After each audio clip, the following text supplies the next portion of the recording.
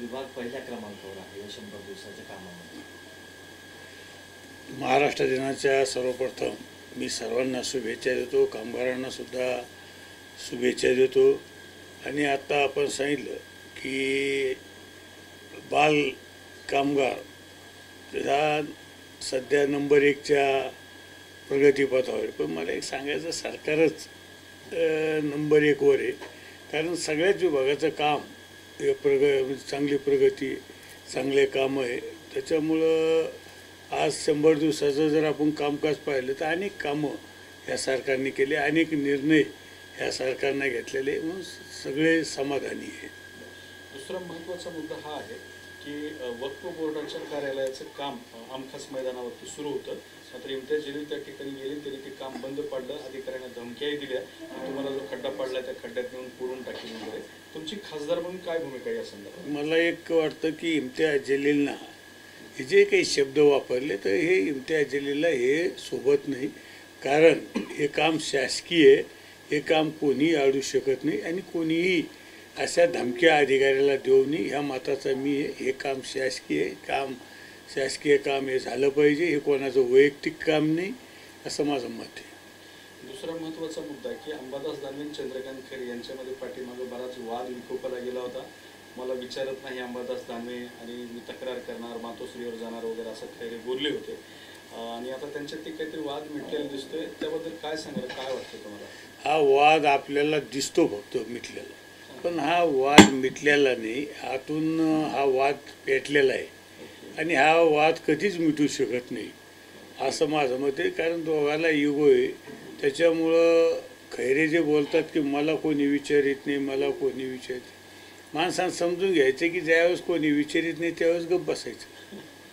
आपण आपलं समजून घ्यायचं की आता आपल्याला कोणी विचारित नाही, आपलं काही चलत नाही, मातोश्री कोणी ऐकत नाही, त्यावेळेस आपण आपलं गप्प बसायचं.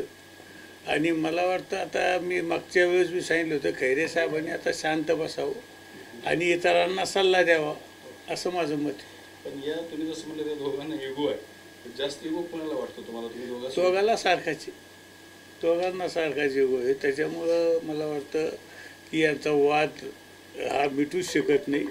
यांचा वाद हा जुना आहे आणि हा वाद आपल्याला जनतेला दिसतो फक्त हा वाद मिटलेला, पण हा वाद मिटलेला नाही. तुमचे सहकारी मित्र आहेत, आमदार होते पूर्वी शहाजी बापू पाटील, ते असं म्हणाले की मी जर निवडून आलो असतो तर कदाचित एकनाथ शिंदे मुख्यमंत्री झाले असते. आता ठीक आहे, ते त्यांचं मत आहे, त्यांनी त्यांचं मत व्यक्त केलं. पण मला वाटतं शहाजी बापूने जे मत व्यक्त केलं तर मला वाटतं साहजिक आहे, सगळ्यालाच वाटत होतं शिंदेसाहेब मुख्यमंत्री व्हावं. पण आता ठीक आहे, युतीमधले जे काही निर्णय असतात ते सगळ्याला मान्य असतात. एवढंच आहे की शहाजी बापूने पुढच्या वेळेस निवडून यावं. जातीय जनगणनेचा निर्णय झालेला आहे, ही मला वाटतं जातीय जनगणना मला वाटतं पहिल्यांदाच होऊ राहिली आणि अनेक जणांची मागणी होती. आणि आता नरेंद्र मोदी साहेबांनी निर्णय घेतला. मला वाटतं सगळ्याची मागणी होती आणि भारत स्वातंत्र्यानंतर मला वाटतं बऱ्याच वर्षानंतर हे जातनीय जनगणना होऊ राहिली, ही चांगली गोष्ट आहे. राज ठाकरे आणि उद्धव ठाकरे या दोन्ही नेत्यांसोबत तुम्ही काम केलेलं आहे सुरुवातीला.